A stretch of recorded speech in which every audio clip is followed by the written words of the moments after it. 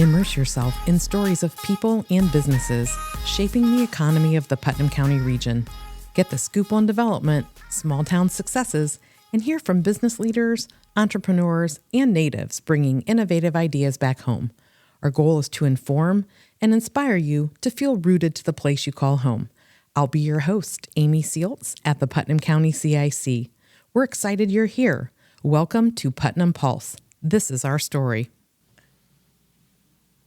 We are here today with Tyra Woodruff, who is the ops lead at the Ottawa Whirlpool facility, and we are so excited to talk with her today about her career journey and some ideas and advice that she might have for other people who are in that position. Welcome, Tyra. Thank you. How are you today? I'm doing great. Excellent. We're so glad that we've carved out some time to get you out of the facility and learn more about you and share some of the awesome things that you're doing at Whirlpool in Ottawa. You know, for those of you that don't know that are listening, Whirlpool is our largest employer here in Putnam County. And typically in the past, a lot of people thought that maybe manufacturing was male dominated. Mm-hmm. And we're here talking to Tyra about how the tides are changing and the things that she's doing specifically at Ottawa to help other women consider that for a career and climb the corporate ladder today. So yeah. Could you share with us a little bit about your journey and how you started, out of high school and what that time looked like for you? Yeah. So I went to high school in North Baltimore, Ohio. My sophomore year, my dad worked in automotive, and I transferred out to Byron, Illinois, and finished high school there. I went to college at Western Illinois University on a Division I scholarship for pole vaulting. So I was a track athlete in college. Yeah, pole vaulting. So, you don't hear that every day. Yeah, it was love it, and just a lot of experience being a Division I athlete, balancing, school and also working out and everything. So a lot of growth there. Really loved it. And I got a bachelor's degree in meteorology. Going into college, I was kind of like, I don't really know what I want to study, but I really like the weather. Love the weather. I used to watch the Weather Channel all the time. So I was like, hey, I'll just go for meteorology. Why not? Graduate and realize, not really, don't really want to be on TV. not for me. Not many of us want to be on TV. Yeah, no, not for me. And then realized, there's not a whole lot of careers out there for meteorology unless you're going to school to get your PhD. And I was not interested in that or going into the military. So I kind of got a job at J.B. Hunt. It's a trucking company. We worked out at Home Depot, and that was kind of my first big girl job. I had other jobs in college, like Girl Scout camp leader and stuff like that, but that was my real big girl job, and really fell in love just working with people, just really learning about people, how to deal with different personalities of people, supporting them, coaching them, mentoring them. So I realized, I really like this. I think I want to go into something where I can have daily interactions with people and just problem solve all the time. And every day is a different day. That's what I really love about my job right now, is every day is a different day. So I ended up going into automotive and at FCA. That'll give you, problem solving every minute of the day probably, right? Oh, yeah. I mean, automotive is it's so high pace, and it's if you don't know anything about automotive, it's very cutthroat. Okay. So I get to automotive, right? I get up there, and it's just, we're building Jeep Wranglers. They're amazing, right? You walk in the door, I'm so proud of what I do, right? We're building people work their whole lives to save up and buy their dream Jeep Wranglers. Mm-hmm. So there's this passion and just super proud of what I do. And you're about how old at this time? I am 24. 24, okay. 24, little me. And I don't know anything about manufacturing at this point, and I don't know anything about it. I know my dad, though, my grandpa, had worked in manufacturing. So I've heard from them, you just got to get to know the people, right? And that's what really it's all about. So going in there, getting on the floor, working with people, and had some really tough lessons there in automotive, right? A lot of people look at you as a female sometimes, and they just think you can't handle it, right? You can't handle the straight talk. You can't handle, they'll ask you to leave the room, or let's get someone else to work on it. And just really, had to keep learning to push through, show them what you can do. So conflict and tough situations, they didn't know if you could handle it, but you had the desire to work through that. Oh yeah. And just being who I am, I'm a kind of a perfectionist, and it's almost like I'm not going to fail. Give me anything, I can handle anything. Give me your toughest problem, I will figure it out. And it starts off, you get in there and it's like, not sure if you can handle it, so they give you a little project. Knock it out of the park, right? Give me another project. Knock it out of the park, right? And just, they're going to be talking, but you just keep your nose down and you just keep grinding out the projects, right? And delivering. And eventually they look and they're like, okay, maybe she's got this. She's got it. And for me, one of the reasons I did leave automotive is just the long work hours. I have 2 sons at home, so Jameson and Jackson, and I was pregnant with Jackson when I worked in automotive, and we were working 12-hour days, 7 days a week. And I'm just like, that is not for the faint of heart. No. And I was like, I can't do this. I need to be there for the kids. I want to be there. Work-life balance just was not there. So I decided, I need a new career, not a new career, but I need a new place to work. And, I love manufacturing. And then it dawned on me, Whirlpool's just 9 minutes from my house. What? Let's apply there. Let's see what we can do. And, for me, Whirlpool has been such a huge part of my life. I really wanted to go there too. Okay. So why was it a huge part of your life? So for me, Whirlpool, Findlay Whirlpool is actually the first Whirlpool plant that's actually been built from the ground up. A lot of our other plants we've purchased them from other companies. So Findlay is the first one that Whirlpool actually bought the land and they built the factory. And my grandfather at the time was one of the first supervisors to be hired there. And so, I have pictures. It was when I did get, the job at Findlay, they have, they save all of these photo albums there. And I'm looking through the photo albums. There's pictures of my grandpa, black and white pictures of my grandpa working on the line, and I'm just like, hey, can I have these? But part of my grandpa working there is all my aunts and uncles worked there. So my uncle worked there, my aunt worked there, and my dad actually did his apprenticeship program at Findlay, and then he actually went to automotive as well. So I kind of started off backwards from my dad, right? I went to automotive first, and then went to Whirlpool versus my dad went to Whirlpool and then automotive. But so your whole life growing up, you're seeing your grandparent, your grandfather, your aunts and uncles, your dad and other people work for this company, support their families, have a good quality of life and that work-life balance, and you think, okay, this is what I want to. Absolutely, yeah. Okay. And, thinking about it too, being a little girl, they do these amazing things for families at Whirlpool, right? The whole family days. And they would do these Santa Claus would come to the plant, and I would get to go to the plant and meet Santa Claus and get a little book. And there's pictures. I found pictures of me as a little girl with my brothers. Oh, and my these goodness. albums of, and then that's incredible. Whirlpool does turkey boxes. They give out turkeys. And I just remember, going to my grandma's attic, and she had all the turkey boxes, but in the turkey boxes are family photos. Oh my gosh, Tyra. So it's such you were destined to be a part of the Whirlpool community, right? Yeah. I just, I always think back on that and how much I love it. And, I got the opportunity. I applied there to be a supervisor there. Right out of the gate, you went for supervisor. I love it. Yes. Yeah. I applied for supervisor, and it was out in the West Wing where they build the plastics. And second shift, which was way better for the family because my kids are in preschool. I get up in the morning with them, get in preschool, lay them down for a nap. I go to work, completely changed, starting to see them, hang out with them, have breakfast with them in the morning. I loved it.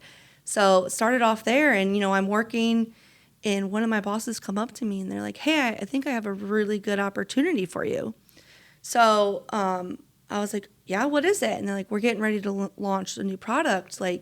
I think you could do it. And I was immediately like, really? You think I could do it? And he was like, I think you could. So they offered me a position to help launch the new platform over there. Tell me what that was like to have someone believe in you and believe in you enough that they brought this opportunity to you and made you want it, and made you take the next steps to get it. That's empowering for a person. Absolutely. And, part of what it does for me is it really enforces the importance of like allyship. So we'll talk about that a little bit later. But, as a female manufacturing, if you don't have somebody behind a closed door pushing for you and believing in you, sometimes those opportunities don't come. And that people leader at the time changed the path of my career. I would not be who I am or where I'm at today if that people leader did not see in me what he saw. Wow. So it would have went to somebody else, right? So, and I got it and I took it, and I remember I was really scared and I talked to one of my colleagues and I was like, I'm really nervous because what if I mess it up? What if you mess it up? And he's like, yeah, but what if you don't? Like, what if you don't even try in the first place? You mean? Yeah. What if you don't try? And then what if you just knock it out of the park?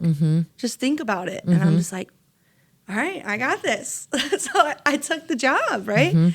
And we launched the product, and it was, it was one of the best launches that we've had in Whirlpool. It actually became the standard. Congratulations. Of how we launch products in Whirlpool now, using what we call the workplace integration.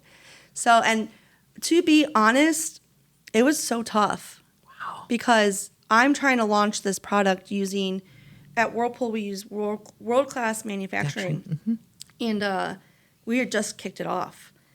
I'd been doing world-class manufacturing in automotive for years, so I knew it very well.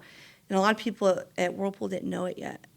So I'm trying to teach them and show them the value in it, and they don't see it, they don't believe in it. And some of the jokes were, oh, are we building Jeep Wranglers here now? Just like those side comments and stuff. And I didn't let it get to me though. I just had to I knew what the value was going to be. So I just kept pushing through. And in the back of my mind, I'm like, they'll see. So I just kept pushing the team, and I was like, we got to keep doing, we got to keep, driving the results. And then we get to PV, our production validation build, and they're like, this is going amazing. This is great. This is amazing. I was like, see, I told you. We just got to believe. Wow. And so that was you were still a supervisor, but you were in Findlay at the time. Yes. So you put a check mark next to that story, right? It's a success. Yeah. And then did you go on to do some other things when did you transition to Ottawa? Or what did that look like? Yeah. So after that launch, it went really well. And after that launch, it went really well. And so then I was able to got promoted there. So become the industrial engineering manager. And when I was industrial engineering manager, I was, I feel like I can do more. I want to bring more people with me, right? I don't want to go and climb this by myself. I want to bring people along with me, right? Because I want to leave a legacy behind me. So I joined at Whirlpool, we have the Whirlpool Women's Network. So I joined that. And one of the things, we did a lot of internal investment with our employees, right? How to write a resume. What does it mean to be a mentor? What is allyship? How, we did a lot of community service. And one of the things that just thinking back in college, I used to work as a Girl Scout camp counselor. And I said, what if we brought Girl Scouts here, middle school Girl Scouts, and showed them manufacturing, right? We got to build the pipeline. I'm not talking oh, we're all about the pipeline. Yeah, I want the pipeline, right? Yeah. I want to know future of Whirlpool is going to be successful. In good hands, yes. In good hands. But I want to inspire little girls, middle school girls, that you can be in manufacturing, right? And you don't have to be manufacturing working up in the office. I'm going to show you that you can be in manufacturing running the line. You can be in manufacturing programming the robots. You can be in manufacturing in maintenance fixing the machines. Well, what's so fantastic about your vision for that is that not everyone grew up like you did with the exposure to manufacturing. So if your parents and family members are in other careers, that's a whole different world for those young people. Yes. Right? Yeah. And then the people that aren't exposed to it, a lot of times manufacturing, I talk to new hires too about this, is you might think manufacturing is just, it's it's dark and dirty and really hard work. And I was like, it's Not so safe, not, unsafe. yeah. And it's so much more than that. And then two, like when I think about Whirlpool is centered around improving life at home in the kitchen space and laundry and giving families peace of mind. So think about like we're building refrigerators that keep people's food cold and, safe. We build dishwashers that can sanitize dishes for families, right? And laundry, how important it is. We know how important it is for kids to go to school with clean clothes, to have that confidence. So, manufacturing is about being proud about the product and just having that, being there and building that product from beginning to end and seeing it out. And I want people to understand that that's what manufacturing is. So like, how do I get these people in here, right? There's so much here. What was the response of the Girl Scouts? They loved it. So we brought them in and we set it up. We got them out on the shop floor. I got them all little pink highlight vest. And we took them to the floor and I had to meet a supervisor who was a female. Showed her like, hey, I run this assembly line. Like I have 100 people reporting to me. I had her meet a female controls engineers. And like, this is my robot. I program it all the time. I had them meet a female skilled trades. She said, yeah, I fix all this stuff all the time. And I got my apprentice program paid for here at Whirlpool. And, they left there and they were on the shop floor and they got to see how bright and clean and safe it was, that we could take them out on the floor. Then we had them do some science stuff. We had them build some cars and, we gave them pizza and did all the fun things and made, part of STEM and everything and make some glitter slime. And, they left and they just loved it. And one of the great parts is they were able to get one of their badges from that experience. So it was actually so fun that they reached out and they were like, hey, can you come do the car building that you did with the girls? Can you come up and do it with some other girls? And I was like, yeah, awesome. Let's do it. So it really was something that kicked off the women's network at Findlay and really made it, as powerful as it was, that STEM event. We called it Get Wise event. And then along with all the other stuff, I loved the women's network at Findlay. I loved it. Before we jump into then your transition and your move over to the Ottawa facility, I just have to throw this in there. In economic development and community development, we talk a lot about the next generation workforce. Who are they? Where are they? What's the world of work going to be like for them in the future? And it feels like some of the things that you're doing and talking about, I want to hear your perspective on this, is it grounds them in a way that they realize more what is here, what career potential there might be, that maybe they do move away for education or training, but there's a way that they could come back. Or if they don't ever leave the community, there's great paying quality jobs right here in their community and in their region.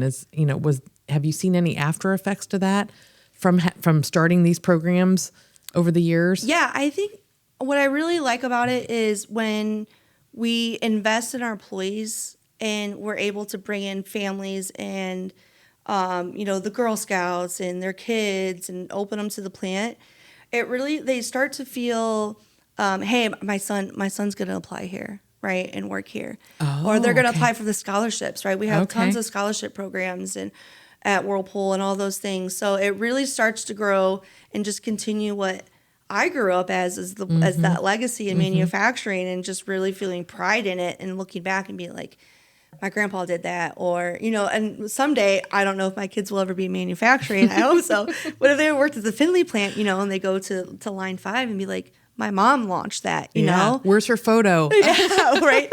So I really feel like when you invest in your employees and you invest in their families and into the community, it really you'll start seeing that pipeline just naturally start happening. Yeah. So let's talk about the jump from Findlay to Ottawa. There's another opportunity for a promotion. Yes. Okay. Yep. So I come over to Ottawa, and Ottawa's, I know I live in North Baltimore, but my mom is from Lipsick. Okay. So you had a little bit of knowledge of the area. Yeah, so I knew about Ottawa. Awesome. We used to stay in Lipsick with my grandma, and we'd come over to Ottawa. There used to be a Blockbuster, I believe, here. That's what it was. Or Family Video. Yeah. We'd come and get the VHSs over here and everything. So I knew Ottawa, and Ottawa was launching premium product. They just had the expansion. They're getting ready to launch all these lines. So I'm like, yeah, I'd love the opportunity to go to Ottawa. Like, make an impact there, learn new product. I've been in dish for 7 years, learning dishwashers. I would love to learn refrigeration. So I came over and, I get there and start noticing like, hey, like I'm the only female in the room a lot of the times, and had some hourly people stop me and be like, so excited that you're here. Like, it's nice to see a female. We haven't had a female here since Kristen Day, in a leadership position. I remember Kristen. I got to work with her a little bit. She's great. She's fantastic. And, it dawned on me and I'm just like, hey, we don't have a women's network here, Ottawa, do we? And we don't have one here. So I'm thinking, I think we need to start one.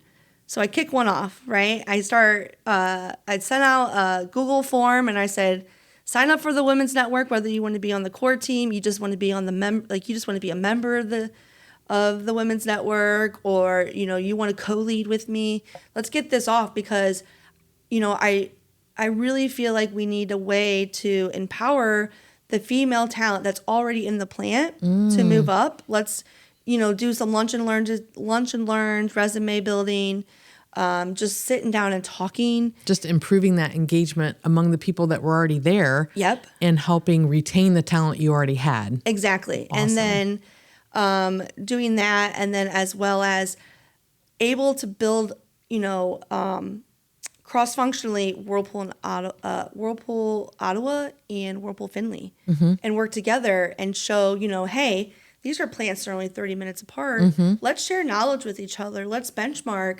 Let's go out and have coffee together and meet each other and, talk about what our experience is and how we handle different situations and give each other advice and all these things. So we got that kicked off. And one of the first projects that we did was update the women's room we have for breastfeeding mothers.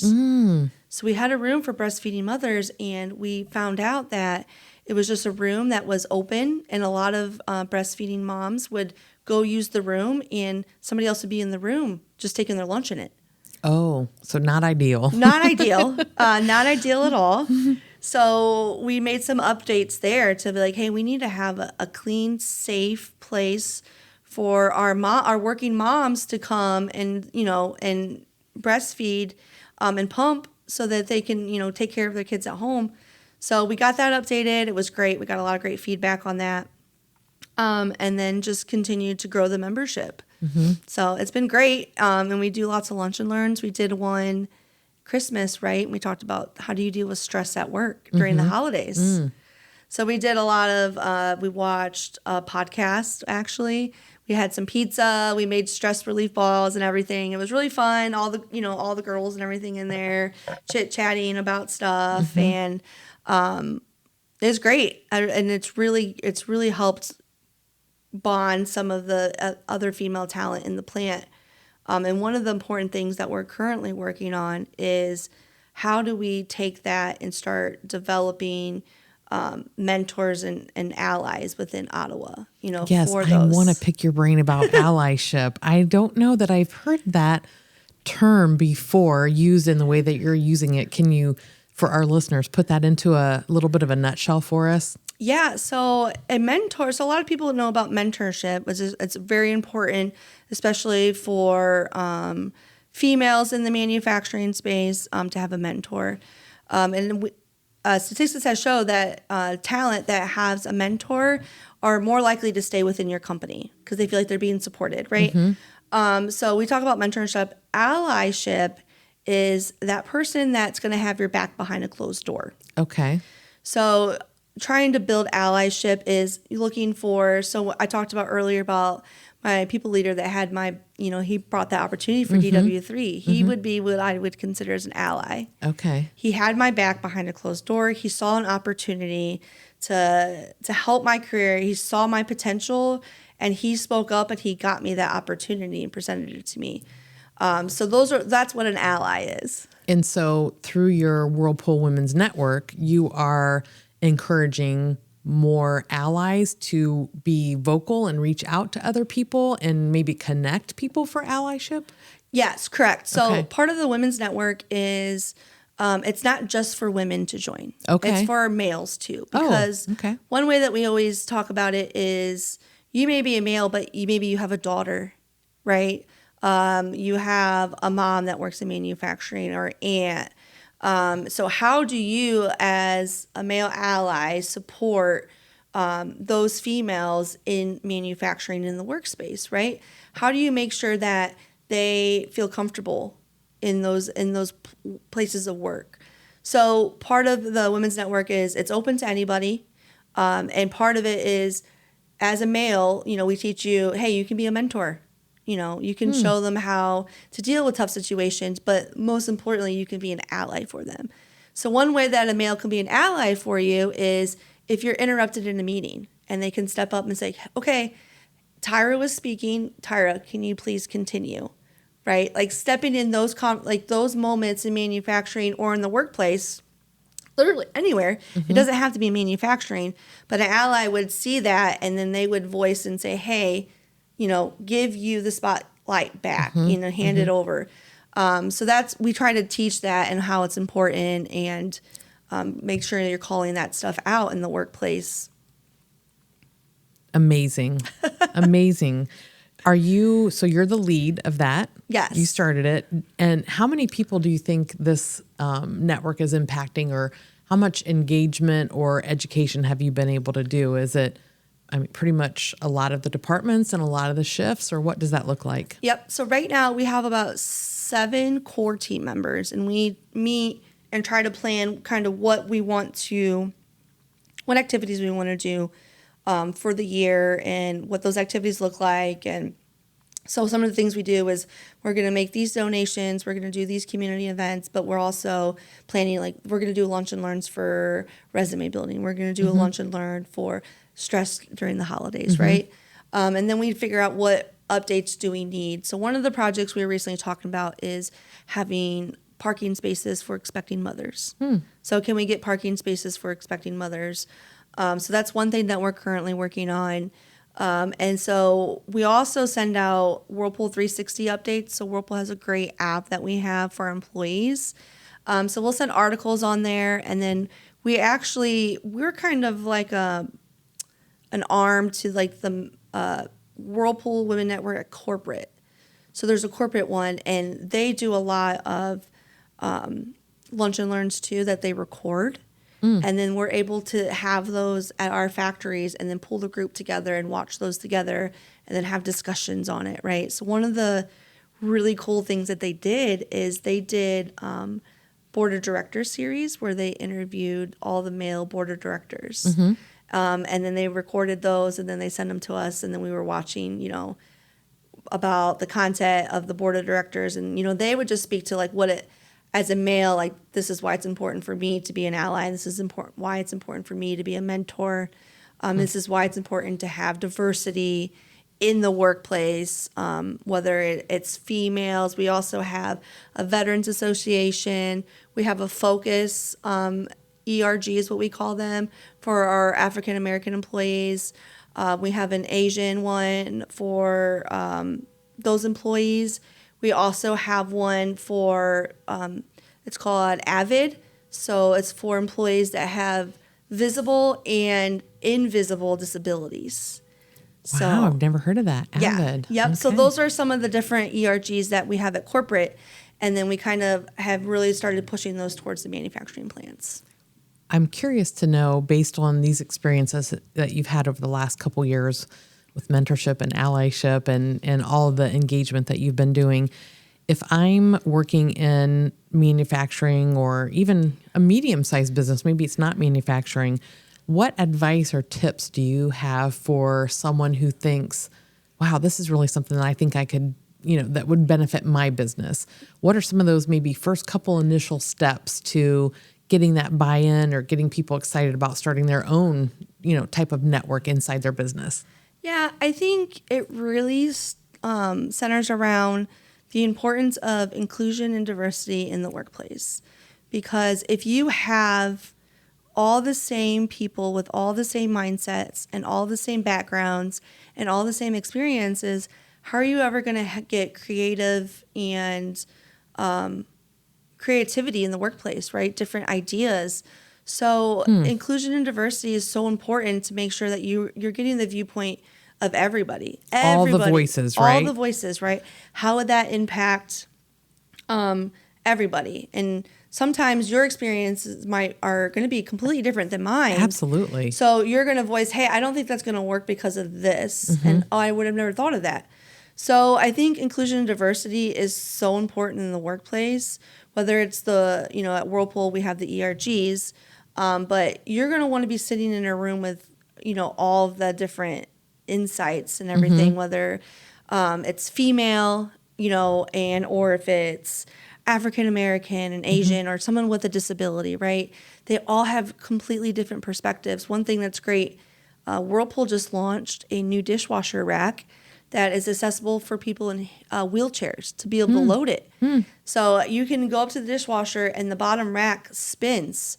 So when you're in a wheelchair, you don't have to reach over. You can just spin it. Wow. And that came from, our ERGs, having those people that have experience with themselves or parents or loved ones that are in wheelchairs that struggle to load their dishwasher. That's amazing. I'm also thinking what you said earlier in the beginning of our talk about how you came from trucking and then automotive before you got to appliances and white goods, right? And so by having that environment where everybody can participate and share ideas, there might be people from all types of different career experiences, maybe even meteorologists, right? Yeah. That say, well, what about this? Will this work? Does this work? How about this? And it just strengthens the overall company. Yeah. I mean, I would not be, if I didn't have the JB Hunt experience, the automotive, even, the Girl Scout camp counselor experience, I would not be the people leader I am today. I would not be the person I am. I would not be where I am today without all those experiences. They each taught me something that I could put on my resume and made me a better person. So whether it's, JB Hunt, when we're talking about transportation, right?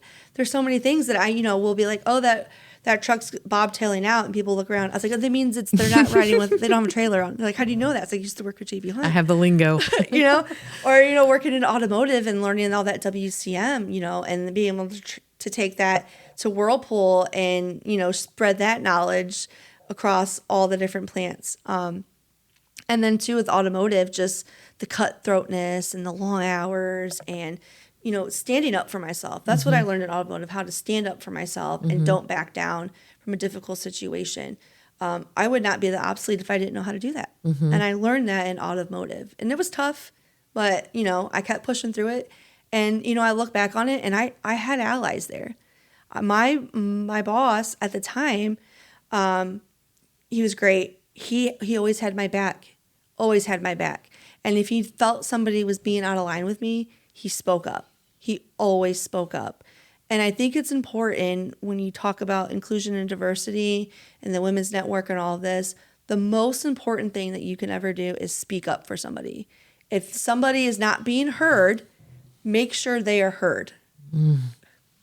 I just think we should just end it right here. That's like a mic drop moment, right? If someone's not being heard, make sure they can be heard. Yeah, absolutely. Wow. Good stuff, Tyra. Yeah. Oh, I've just really enjoyed hearing about your background, and I'm hoping this inspires people of all ages to, go forth and do great things. And if any of our other businesses in Putnam County are interested in chatting about this, I'm sure we could maybe get them connected to you for some ideas or advice. Absolutely. Or if you already have something like this, would love to create a connection and get our groups together, because collaboration and just networking is great. So even we're open to that. Fantastic. Yep. Thank you so much for being on Putnam Pulse. We've learned so much about you and your story and about Whirlpool. Thanks for being here. Yeah, absolutely. We hope you enjoyed this episode. To catch future episodes of Putnam Pulse, follow the Putnam County Community Improvement Corporation on YouTube, Spotify, or Apple Podcast. You can also learn more at putnamcountyohio.com. Thanks for listening.